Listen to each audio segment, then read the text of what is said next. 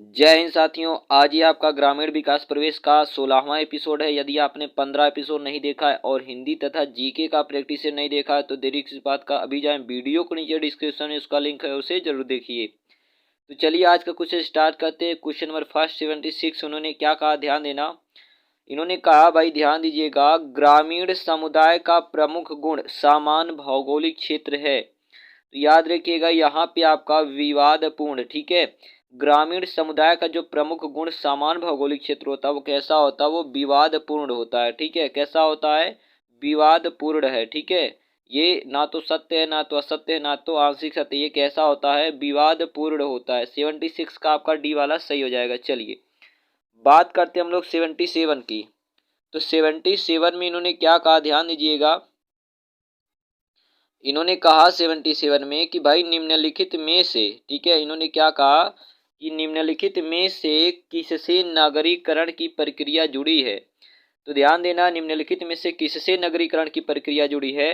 पहला इन्होंने कहा भाई ग्रामीण क्षेत्र से नगरीय क्षेत्रों की जनसंख्या का स्थानांतरण, जी हाँ, इससे जुड़ी हुई है। दूसरी आपकी हो जाएगी नगरीय केंद्रों की संख्या में वृद्धि, ये भी हो जाएगा। नगरों में स्वाभाविक रूप से जनसंख्या वृद्धि, ये भी हो जाए। अर्थात आपका 77 का डी वाला सही हो जाएगा। कौन सा हो जाएगा, उपयुक्त सभी, ठीक है। कौन सा हो जाएगा, उपयुक्त सभी आपका सही हो जाएगा, ठीक है। तो याद रखिएगा 77 का कौन सा हो जाएगा, आपका उपयुक्त सभी आपका डी वाला सही हो जाएगा। चलिए 78 की बात करते हैं। इन्होंने क्या कहा, ध्यान दीजिएगा। सूखा प्रवण क्षेत्र कार्यक्रम उत्तर प्रदेश के किस जनपद समूह में नहीं चलाया गया था। तो याद रखिएगा सूखा प्रवण क्षेत्र कार्यक्रम उत्तर प्रदेश के एटा, ठीक है, एटा, मैनपुरी और आगरा में नहीं चलाया गया था, ठीक है। कहाँ कहाँ पे, एटा, मैनपुरी और आगरा जनपद समूह में नहीं चलाया गया था। 78 का 78 का आपका डी वाला सही हो जाएगा। चलिए 79 की अगर हम लोग बात करें, इन्होंने क्या कहा 79 में, ध्यान दीजिएगा। इन्होंने कहा कि भाई शिक्षा के उद्देश्य परिवर्तित होते हैं। तो याद रखिएगा यहाँ पे आपका उपयुक्त सभी डी वाला सही हो जाएगा। देश के आधार पर, काल के आधार पर, समाज के आधार पर और, ठीक है, स्थान, तो ये सबके आधार पे जो है शिक्षा के उद्देश्य परिवर्तित होते रहते हैं। 79 का डी वाला याद रखिएगा। चलिए बात करते क्वेश्चन 80 के, ठीक है। 80 में इन्होंने क्या कहा, ध्यान दीजिएगा। इन्होंने कहा है ग्रामीण विकास हेतु केंद्र से आवंटित की जाने वाली धनराशि सीधे ग्राम प्रधानों के नाम से संचालित खातों में स्थानांतरित किए जाने की व्यवस्था सर्वप्रथम किस कार्यक्रम में की गई थी। तो ये याद रखिएगा आपका सर्वप्रथम जवाहर रोजगार योजना, किसमें, जवाहर रोजगार योजना में ये किया गया था, ठीक है। तो आपका हो जाएगा 80 का कौन सा, बी वाला सही हो जाएगा। चलिए बात करते हैं क्वेश्चन नंबर 81। 81 में इन्होंने क्या कहा, ध्यान देना। निम्नलिखित में से कौन सा कार्यक्रम भारत में हरित क्रांति कार्यक्रम का आधार बना।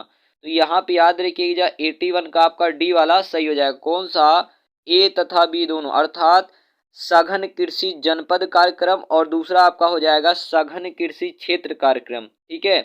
और आपका अगर बता दें, ठीक है, बता दें, भारत में हरित क्रांति का जो जनक है वो किनको कहा जाता है, तो एम.एस. स्वामीनाथन को, ठीक है। और विश्व में तो डॉक्टर जॉन बोरलॉग को, ठीक है। चलिए तो 81 का आपका क्या हो जाएगा, डी वाला सही हो जाएगा। चलिए 82 की बात करते हैं। इन्होंने क्या कहा 82 में, चलिए इन्होंने कहा प्रधानमंत्री ग्रामोदय योजना में सम्मिलित नहीं है। तो क्या सम्मिलित नहीं है, तो 82 का याद रखिएगा डी वाला, लघु उद्योग ये शामिल नहीं है। बेसिक शिक्षा की बात करें तो ध्यान देना सर्व शिक्षा अभियान सन 2001 की आपकी शुरुआत होती है, सन 2001-2। पोषाहार, पेयजल, स्वास्थ्य और ग्रामीण सड़कें एवं आपात, ये तीनों आपका शामिल है प्रधानमंत्री ग्रामोदय योजना में, जबकि लघु उद्योग ये आपका शामिल नहीं है। चलिए तो आपका डी वाला सही हो जाएगा। नेक्स्ट की बात करते 83 नंबर क्वेश्चन 83 में इन्होंने क्या कहा, ध्यान देना। पंचायती राज का मुख्य उद्देश्य क्या था। तो याद रखिएगा पंचायती राज का जो मुख्य उद्देश्य था, जहां पे आपका हो जाएगा 83 का डी वाला, लोगों को विकास मूलक प्रशासन में भागीदारी योग्य बनाना। और बताएं ग्राम पंचायत का जो संगठन ये अनुच्छेद 40 में बताया गया। और भारत में त्रिस्तरीय पंचायत जो सदस्यता समिति चलती, ठीक है, भारत में क्या है, त्रिस्तरीय, ठीक है, ग्राम, ब्लॉक और जिला, त्रिस्तरीय पंचायती राज का सिद्धांत। चलिए आगे बात करते हैं हम लोग 84 में इन्होंने क्या कहा है, ध्यान दीजिएगा। उत्तर प्रदेश राज्य में एक बब्बर शेर की सफारी स्थापित की जा रही है। उत्तर प्रदेश में एक बब्बर शेर की सफारी स्थापित की जा रही है, ये कहाँ है? तो ये याद रखिएगा 84 का आपका हो जाएगा सी, इटावा में। कहाँ पे? इटावा में, ठीक है। इटावा में क्या किया जा रहा है? तो बब्बर शेर सफारी स्थापित की जा रही है, तो आपका सी वाला सही हो जाएगा। 85 की बात करते हैं, इन्होंने क्या कहा 85 में, उत्तर प्रदेश का निम्नलिखित में से कौन सा नगर राष्ट्रीय राजमार्ग 2 यानी कि NH2 द्वारा नहीं जोड़ता, ठीक है, नहीं जोड़ा जाता, कौन सा है? तो याद रखिएगा लखनऊ। कौन सा है? लखनऊ। जबकि वाराणसी, इलाहाबाद और आगरा ये NH2 द्वारा जोड़ा जाता है और आपका लखनऊ जोड़ा नहीं जाता। चलिए, तो सी आपका सही हो जाएगा। आगे बात करें 86। 86 में इन्होंने क्या कहा, ध्यान दीजिएगा। इन्होंने कहा 86 में कि भाई उत्तर प्रदेश के बारे में क्या असत्य है। तो यहाँ पे याद रखिएगा कौन सा, 86 का डी वाला, ठीक है। प्रदेश की साक्षरता में देश की तुलना में तीव्रता से वृद्धि हुई है, ये गलत है, ठीक है। 67.7%, ठीक है। यहाँ पे ये आपका डी वाला जो है आपका ये क्या है, असत्य है। तो यहाँ पे 86 का कौन सा हो जाएगा, डी वाला आपका सही हो जाएगा, ठीक है। चलिए 87 की बात करते इन्होंने क्या कहा, ध्यान दीजिएगा। इन्होंने कहा कि भूमापन के दौरान एक जरीब की पूरी लंबाई हो जाने की अस्थायी निशानी के रूप में जिस यंत्र का प्रयोग किया जाता वह क्या कहलाता। तो याद रखिएगा 87 का आपका डी हो जाएगा, उसे सुआ कहते हैं। क्या कहते हैं? उसे सुआ कहते हैं, ठीक है। चलिए अगले प्रश्न की बात करते हैं। 88 में इन्होंने क्या कहा, ध्यान देना। राष्ट्रीयता में देश प्रेम से कई गुनी देशभक्ति की मात्रा होती है, ठीक है। राष्ट्रीयता में देश प्रेम से कई गुनी अधिक देशभक्ति की मात्रा होती है, यह कथन किसका है? तो याद रखिएगा यह कथन आपका किसका है, तो ब्रूवेकर का। किसका है? ब्रूवेकर का, ठीक है। तो बी वाला आपका सही हो जाएगा। 89 की बात करते 89 में इन्होंने क्या कहा, ध्यान देना। गांव में जल प्रदूषण का कौन सा स्रोत नहीं है?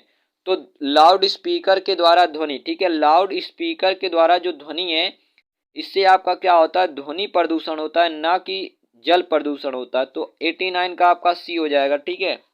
90 नंबर क्वेश्चन की बात करते हैं, इन्होंने क्या कहा कि ग्रामीण क्षेत्रों में रोजगार की दृष्टि से खेती के बाद कौन सा महत्वपूर्ण कुटीर उद्योग धंधा है? तो याद रखिएगा अगर बात करें ग्रामीण क्षेत्र विशेषकर उत्तर प्रदेश में, तो याद रखिएगा तो आपका रोजगार की दृष्टि से खेती के बाद हथकरघा अर्थात हाथ से बनाए जाने वाली वस्तुएं, ये प्रमुख कुटीर उद्योग के रूप में आता है सामने, ठीक है। चलिए तो 90 का आपका सी वाला सही हो जाएगा। 91 की बात करते हैं। 91 में इन्होंने क्या कहा है, ध्यान देना।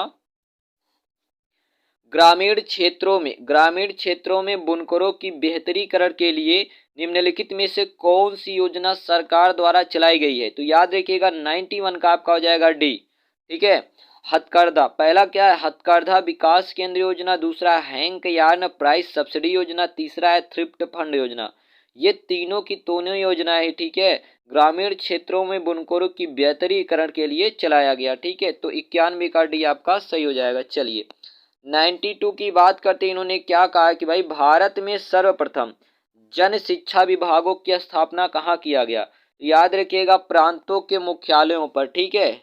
अगले प्रश्न की बात करते हैं। 93 इन्होंने क्या कहा है, उत्तर प्रदेश का कौन सा लोक संगीत जीवन चक्र के रंग पटल का हिस्सा है जो बच्चे के जन्म के अवसर मनाने के लिए गाया जाए? तो याद रखिए इसको सोहर कहते हैं। क्या कहते हैं? सोहर कहते हैं, ठीक है। बच्चे के बॉर्न यानी कि जन्म के समय सोहर गाया जाता है, ठीक है। तो 93 का आपका कौन सा हो जाएगा, डी वाला सही हो जाएगा। 94 की बात करते हैं, इन्होंने क्या कहा, ध्यान देना। निम्नलिखित में से उत्तर प्रदेश के किस शहर में लकड़ी से बने ताल वाग ढोलक बनाने की 300 छोटी इकाइयां हैं? तो ये कहाँ पे है? तो याद रखिएगा अमरोहा में। कहाँ पे है? तो अमरोहा में, ठीक है। अमरोहा उत्तर प्रदेश में लकड़ी से बने तालवाड़, ठीक है, तालवाद्य ढोलक बनाने के लिए कारखानों की संख्या 215 से करीब 300 के लगभग है, जिसमें बड़े कारखाने की संख्या 155 शामिल है, ठीक है। तो 94 का ए याद रखिएगा। 95 की बात करते हैं कि वाराणसी के शास्त्रीय हिंदुस्तानी गायक का नाम बताएं जिन्हें प्रसिद्ध सारंगी वादक सियाजी, ठीक है, सियाजी मिश्रा ने गोद लिया था। तो इनका नाम था 95 का आपका ए सिद्धेश्वरी देवी। क्या नाम था? सिद्धेश्वरी देवी, ठीक है। सिद्धेश्वरी देवी शास्त्रीय हिंदुस्तानी गायक है जिन्हें प्रसिद्ध सारंग वादक सियाजी मिश्रा ने गोद लिया था। जबकि ध्यान देना जो यहाँ पे दिया गिरिजा देवी, क्या दिया है? गिरिजा देवी तो प्रसिद्ध बनारस घराने की, ठीक है, प्रसिद्ध बनारस घराने की शास्त्रीय गायिका थी। गंगूबाई हंगल ख्याल ठीक है, गंगूबाई हंगल ख्याल शैली की गायिका थी। कि किसकी थी? तो हंगल, ठीक है, हंगल ख्याल शैली की गायिका थी। तो 95 का ए वाला याद रखिएगा। चलिए आगे बात करते हैं हम लोग 96। तो 96 में इन्होंने क्या कहा, ध्यान देना। उत्तर प्रदेश में पंचायती राज संस्थाओं में महिलाओं के लिए आरक्षित स्थानों की संख्या कितनी है? तो ये होता है, ध्यान देना, पंचायती राज में महिलाओं के लिए 33%, ठीक है, 33% सीटें जो है आरक्षित की गई हैं, अर्थात कुल स्थानों का 1/3, ठीक है। 96 का आपका ए वाला सही हो जाएगा। 97 की बात करते हैं 97 में इन्होंने क्या कहा, ध्यान देना। इन्होंने कहा भैया देखिए, निम्नलिखित कथनों में से कौन 2011 की जनगणना के अंतिम आंकड़ों के आधार पर उत्तर प्रदेश के लिए सही नहीं है? तो यहाँ पे याद रखिएगा 97 का आपका सी, इसकी दशकीय वृद्धि दर 18.4% है।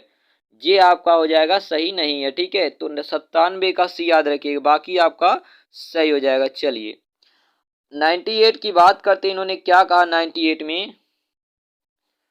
उत्तर प्रदेश जमींदारी उन्मूलन और भूमि सुधार अधिनियम 1950 अंतर्निहित है, किस अनुसूची में है? तो याद रखिएगा 98 का आपका हो जाएगा सी वाला, ठीक है, 9वीं अनुसूची में, ठीक है। किस में हो जाएगा?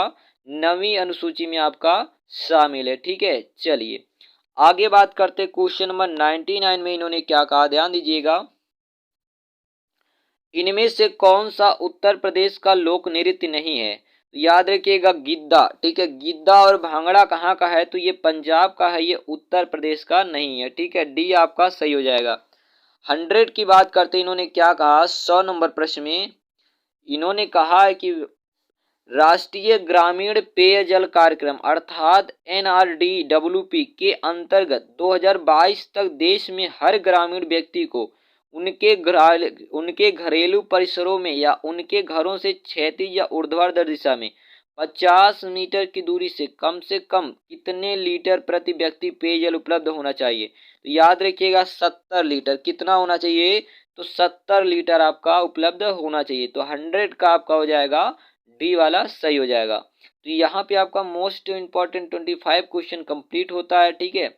आई होप आपको वीडियो पसंद आएगा। वीडियो पसंद आए तो वीडियो को लाइक करना, चैनल को सब्सक्राइब करना मत भूलिए। स्वस्थ रहें, स्वच्छ रहें, मिलते हैं अगले वीडियो में। धन्यवाद।